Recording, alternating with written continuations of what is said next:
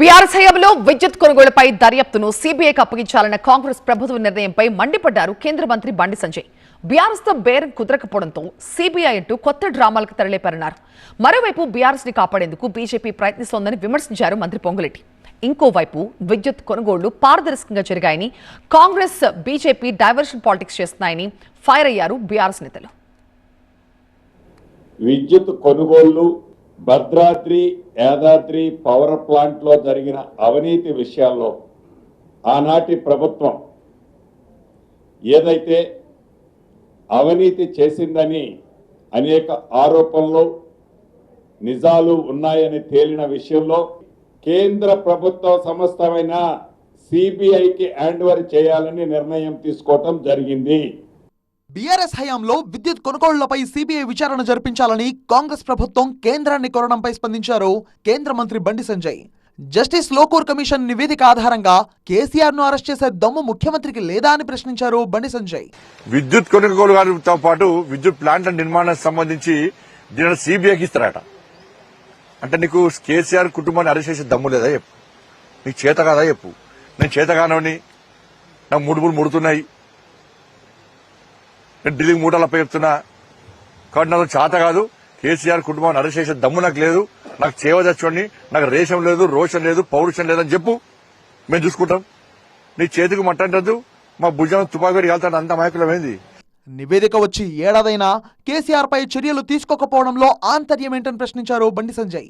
BRS తో బేరం కుదరలేదు కాబట్టే ఇప్పుడు సీబీఐ విచారణ అంటున్నారని విమర్శించారు. డ్రగ్స్ కేసులో చెల్లించుకోబోతుంది, ఫామ్ హౌస్ కేసులో చెల్లించుకోబోతుంది, కాళేశ్వరంలో అదే పరిస్థితే.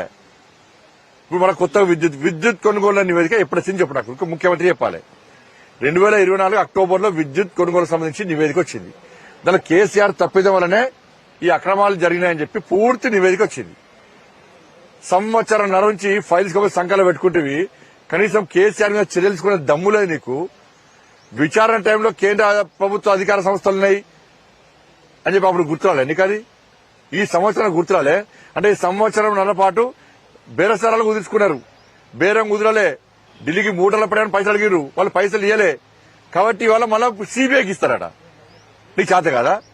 కేంద్రం బీఆర్ఎస్ ను ఎందుకు కాపాడుతుందో చెప్పాలన్నారు మంత్రి పొంగులేటి శ్రీనివాసరెడ్డి. కరెంటు కొనుగోళ్లు, భద్రాద్రి యాదాద్రి పవర్ ప్లాంట్ లో జరిగిన అవినీతి, కేంద్ర ప్రభుత్వ సంస్థలు కొన్ని దాంట్లో పనిచేశాయి.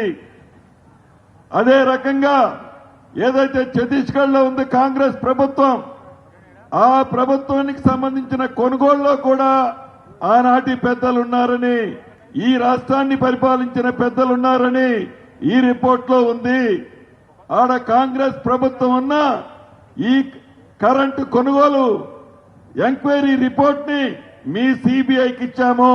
మీ లాలూచీ లేదని నిరూపించుకోవడం కోసమైనా ఏటీఎం లాగా వాడిన కాళేశ్వరంలో జరిగిన అవినీతిని బయటికి లాగాలి అని మీరే అనేక పర్యాయాలు చెప్పారు.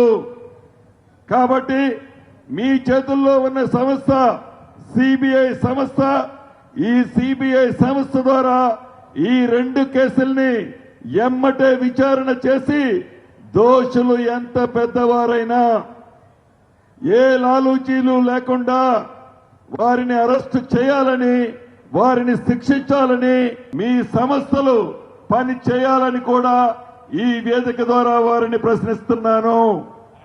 విద్యుత్ కొనుగోళ్లు పారదర్శకంగా జరిగాయన్నారు మాజీ మంత్రి జగదీష్ రెడ్డి. డైవర్షన్ పాలిటిక్స్ కోసమే ఇప్పుడు విద్యుత్ కొనుగోలు స్కామ్ అంటున్నారని ఫైర్ అయ్యారు. మేము దద్దమ్మలం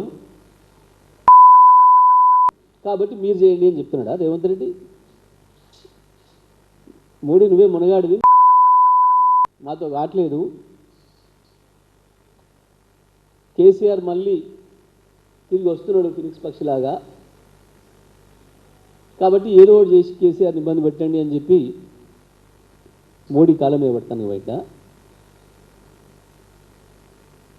ఇది మోడీ కాలమే పడ్డాను తప్ప ఇంకొకటి కాదు. దీనికి రాహుల్ గాంధీ సిగ్గుపడాలి. అసలు ఈ లోకూర్ అంటే ఆయన ఛార్జ్ తీసుకున్నాడా, ఈ రిపోర్ట్ ఇచ్చిందా, ఇస్తే ఎప్పుడు ఇచ్చిండు, ఇది ఎక్కడుంది, ఇన్ని రోజులు ఎక్కడ దాచిపెట్టిండ్రు, ఎవరికైనా తెలుసా ఈ రాష్ట్రంలో? ఏ మంత్రి అయినా సరే ఎవడు దమ్మునోడు ఎవడొస్తాడో ఛాలెంజ్ చేస్తున్నా. ఎప్పుడైనా రాత్రిపూట ఒక్కసారి పవర్ ఉంటుందా?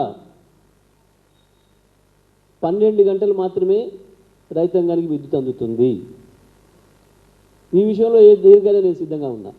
కాంగ్రెస్ బీజేపీ కూడబలుక్కొని బీఆర్ఎస్ పై విష ప్రచారం చేస్తున్నారని మండిపడ్డారు గులాబీ నేతలు.